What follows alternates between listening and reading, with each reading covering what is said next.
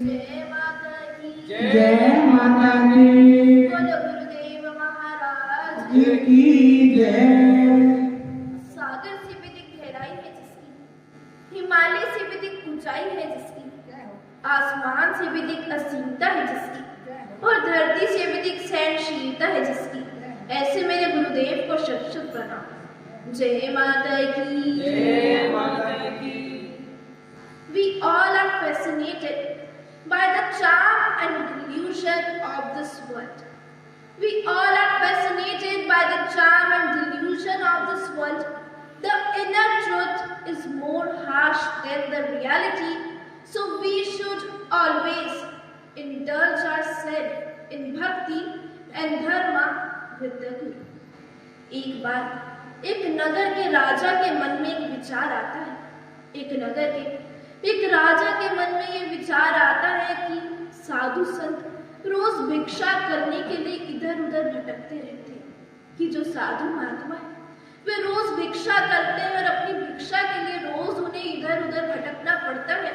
तो क्यों ना ऐसा करा जाए कि हर महीने उन्हें थोड़ी सी धनराशि मैं उन्हें प्रदान करूं, उन्हें दूं, जिससे उनकी आवश्यकता भी पूरी हो जाए और मेरी तरफ से उनकी सहायता भी हो जाए और उन्हें भिक्षा मांगने के लिए इधर उधर ना भटकना पड़े। राजा के मन में ऐसा विचार आता है और अपने विचार पर अमल करते हुए अपने सबसे प्रिय मंत्री को अपने पास बुलाते हैं। अपने मंत्री के सामने अपने विचार रखते हैं, अपने विचार प्रकट करते हैं और अपने मंत्री से कहते हैं कि तुम ऐसा करो कि अभी के अभी तुम अपने साथ 1 लाख स्वर्ण मुद्राएं लेकर जाओ, कि 1 लाख स्वर्ण मुद्राएं राज्य में लेकर जाओ और जो भी साधु संत या महात्मा या तपस्वी तुम्हें मिले तुम उनको थोड़ी थोड़ी राशि देना और उनसे ये भी कहना कि हर महीने आपको थोड़ी धनराशि हम प्रदान करेंगे, इससे आपकी आवश्यकता पूरी हो जाएगी, आपको भटकना नहीं पड़ेगा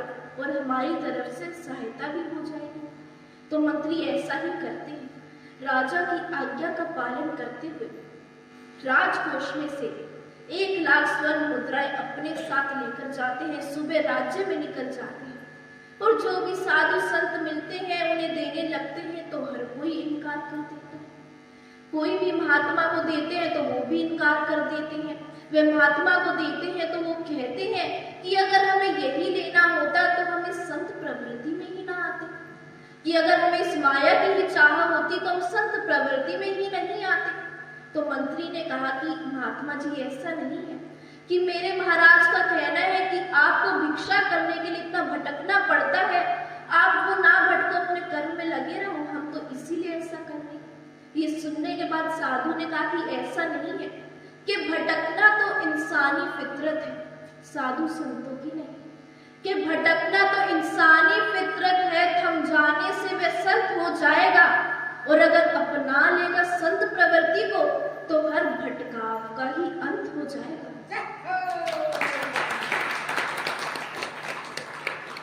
ये बात मंत्री को भी बड़ी सुंदर लगती है, अच्छी लगती है। पूरा दिन बीत जाता है पर हर कोई इनकार कर देता है और थक हार कर मंत्री शाम को राजा के पास जाता है और उन्हें सब कुछ बताता है कि किसी ने ली ही नहीं, हर किसी ने इनकार कर दिया। और राजा भी ये सोचकर अचंभित हो जाते हैं कि इतने बड़े राज्य में तुम्हें एक भी ऐसा नहीं मिला जिससे हमारी सहायता की आवश्यकता हो, जिससे हमारी मदद की आवश्यकता हो।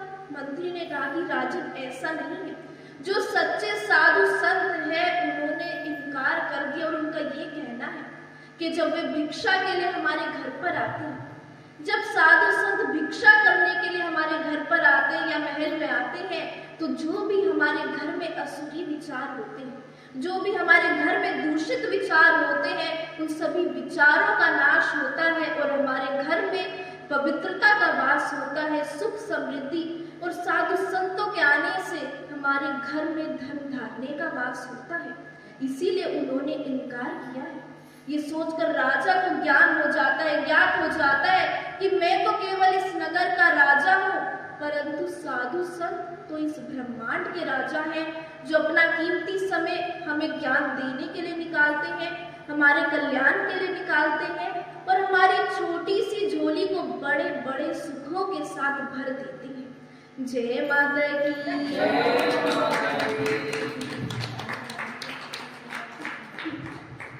एक माता अपने बालक से इसलिए प्रेम करती है क्योंकि उसे अपने गर्भ से जन्म दिया है। एक माँ अपने बच्चे से इतना प्रेम इसलिए करती है क्योंकि उस बच्चे को अपनी गर्भ से जन्म दिया है। और गुरुदेव महाराज अपने भगत से, अपने शिष्य से इतना प्रेम इसलिए करते हैं ताकि उस भगत को दोबारा उस गर्भ में न जाना पड़े, इस माया में दोबारा ना फंसना पड़े। हमारे जीवन में चाहे कितने ही दुख आते हैं, कैसा भी कष्ट आता है, परंतु हमें कभी भी भजन, सुमिरन या भक्ति हमें नहीं छोड़नी चाहिए। कैसा भी कष्ट आता है, हम अपने कर्म नहीं छोड़ते, हम अपना भोजन नहीं छोड़ते, अपने डेली के हम वर्क नहीं छोड़ते हैं। कोई भी दुख आता है तो हम या तो अपने भगवान पे से हमारा विश्वास उठ जाता है कि वो हमारे कार्य नहीं करते, या अपने गुरु पे से हम विश्वास उठा लेते हैं, जो कि बिल्कुल भी ठीक नहीं है। गुरु कृपा का अर्थ ये नहीं कि हमारे जीवन में दुख ही ना आए। गुरु कृपा का अर्थ ये नहीं है कि हमारे जीवन में दुख ही ना आए, अपितु वे दुख की घड़ी में भी हम विचलित ना हो, वो घड़ी कब बीत जाए वही गुरु की कृपा होती है। इसलिए अपने गुरु पर हमें निर्भर रहना चाहिए, क्योंकि भक्तों का साथ दुनिया नहीं देती। भक्तों का साथ दुनिया नहीं देती, केवल गुरुदेव महाराज देते हैं और हमारे जीवन को प्रकाशित करते हैं।